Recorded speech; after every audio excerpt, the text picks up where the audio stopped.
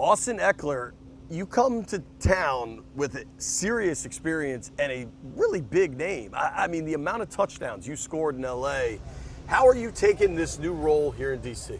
Yeah, it's been welcoming to first start off, so I really appreciate the love that the DMV area has been sharing with me. And I'm learning the terms like DMV. Yeah, there you now. go. See, I've been on the West Coast this whole time, so I'm getting acclimated. But nothing really changes for me and my mentality. It's been the same since I was a rookie, since I was sixth string on the depth chart, and trying to make a spot on the team. It's the same mentality: continue to build, continue to carve out something for yourself, and you do that by showing up to practice and creating trust within your teammates and the coaches. I mean, because of the success you had with the Chargers before you got here, Commanders fans might not realize how tough your journey was to that point. I mean, going back to college, undrafted, like, can you give us the Cliff Notes version? Yeah, absolutely. So really didn't have a lot of stock. The Chargers didn't have a lot of stock in me. I was an undrafted guy. Like I said, sixth string on the depth chart. They had a first-round pick. They had a bunch of other guys in front of me. And for Was it Western Colorado? I went to Western Colorado, so I went to Division II school. Okay. So my coach used to call it college. You went to college, because it was just like, where's that place at? Right. And for me, it was a chance to immerse myself into a new opportunity that I had, and I took it with the utmost seriousness. For me, I made it a life or death situation to my mental. Like, you have to get this done. And I was able to tap in, and I still am there, where I tap into my survival instincts to make sure that I'm putting everything in my power to go forward and get this job done, because at the end of the day, if I do that, I know regardless of the result, I can live with myself and the effort that I put in. And I've been continuing to build myself up, started at special teams, and then about my third, fourth year started starting, and then continued to build on my role and make an impact on that team, and looking to do the same thing here. With all you've accomplished, I mean, a lot of accomplishments, you still have that mindset? Do you allow yourself to get comfortable? I even just thinking that just actually makes me mad.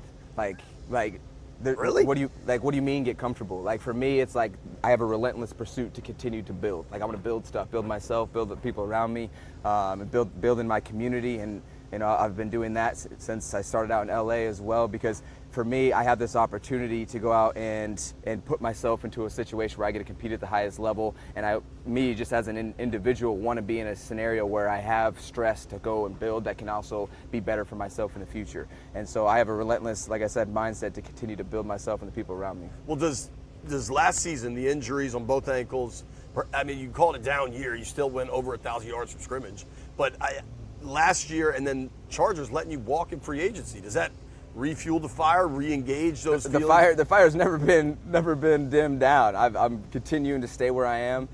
In this league, you are definitely judged on your last season, and yeah, my last season was not up to the standard that I've set for myself. It was still good. It was still good from a sense of, yeah, you look at numbers and paper, but sure. From, when we're actually looking at, wins in the win column, we won 5 games. For myself and the standard that I've set for myself, it wasn't good enough. And that's my expectation, is to get back to that, because that's where the standard is set, and that's what I need to be playing at, because that's what I've built my capabilities to be able to do and show. So for me, that's exactly where I'm trying to get back to, if not even push that bar even higher. So what does this team have then? What do you see here? What brought you here? Yeah, absolutely. So first off is the opportunity. What does that opportunity look like? Well, we got B-Rob here. We have a coach that is familiar with me and used me in the past that I've had a lot of success under. So that combination alone has been great. Yep, Anthony Lynn. And then really now just learning more about DQ, it's even more of a fit as far as how I think about things, as far as building culture, building brotherhood, working on yourself, working on your fundamentals. You want to go and win the Super Bowl, but that's not even a conversation you really have, because to do that will be a result of the work that you put in together, of the team that you build, of the camaraderie, of the chemistry. He talked about it yesterday. All teams have great players, and all teams are going through training camp right now, but what separates teams? Well, how close are they, right? How well can they mesh with the coaches and the players? And that's the stuff in between the meetings, in between, right, the practice field, that's going to continue to put us in a position where we're continuing to edge ourselves and get better. DQ is all about competition. Hearing you talk about the life and death situation, the inner fire, it seems like you guys would mesh. But for this season of work, a lot of it will hinge on Jaden Daniels. You worked with a stud young quarterback in LA. What do you think of Jaden so far? Yeah, Jaden's been a stud, just as Herbert was. I'm super proud of this kid so far coming in. I say kid now because I'm like the old guy in the room. How weird is that? It's crazy to think, man. I'm 29, still in my 20s, and I'm the old guy.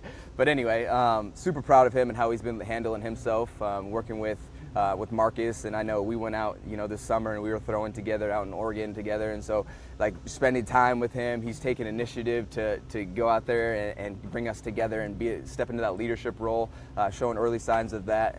It's always hard for rookies to come in, I think, lead right away, just because they're trying to gain the respect of the team and trying to find their way. But he's been showing signs of getting that. For example, we've been running a lot of choice routes, moving me around. He's talking to me after the play, hey, what do you see on this? And I'm like, yes, that's exactly what I want to hear from the quarterback. And let's talk through the routes of, hey, I want you flatter here. I want you to stop here.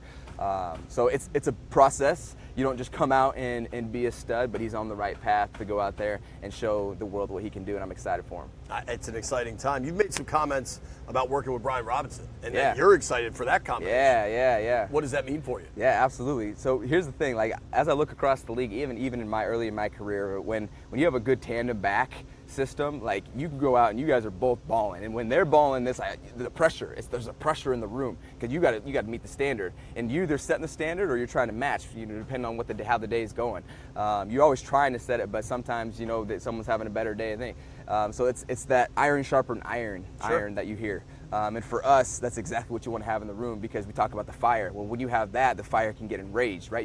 We all have a fire in us out here on this field, but when you have people that are pushing you, you compete, then it really is just flourishing. And especially with Coach Lynn too, the way he coaches, he's very particular on getting details right and understanding your assignment, and putting players in the right places to make those plays. And so when you put that environment together, like when you're in this running back room that we have right now, the cream's going to rise to the top, and you have to stay there. Like, you got to be competing at this level, or it's going to be hard for you to get playing time. So every day. Exactly. Yeah. And so it's amazing to be in this type of environment. That's great to hear. A couple other things I want to hit here. You have embraced fantasy football in a way a lot of players don't. I'm a fantasy geek. I'm old enough. In high school, we played fantasy football, and we had to go steal the USA Today from this deli so we could get the box scores from the whole league, right? What made you like fantasy, and what has been kind of your favorite moment in that world? Yeah, absolutely. Great question. So for me, as I've mentioned, I am in relentless pursuit to build myself, but also then, share that with the people around me in my community. And as a part of that, I've continued to have success on the field, which has flowed over into the fantasy world. You've been a fantasy stud. Oh, so exactly. And so, you ask about my favorite moments, I'll just knock that one out. Definitely the 2 years where I led the league in touchdowns. 40 touchdowns, 2 seasons? 40 touchdowns, 2 seasons. It's pretty good, dude. Those are some pretty good highlight years from the fantasy standpoint. But why I love fantasy is because of that community. It's another opportunity, right, for people to come together, for people to be around each other, for people to embrace and forget everything else and really embrace each other, whether it's through some friendly competition and stuff like that. Speaking of engagement. Right, exactly. And so for me, I love that. I love that about it. Like, don't get me wrong, it definitely has its its dark side. Everything does. Exactly, like everything does, but I embrace all of the good, and there's more good in that community than bad. So that's why I tap into it. So it's interesting. I totally agree with you on, regardless of what you're doing, trying to build the community. I don't come to this chair from like a natural path. I didn't, you know what I mean? Like, I was an insurance salesman out of college, but I started a podcast and built a community, and things just kept growing. Yeah. And one of the things you're doing now, which I think is so smart, is you started your own app to kind of keep that fan engagement going. Can you tell us about that? Yeah, so just like the fantasy world, well, there's a world of fans out there that are just fans of just the guys, the fans of the team.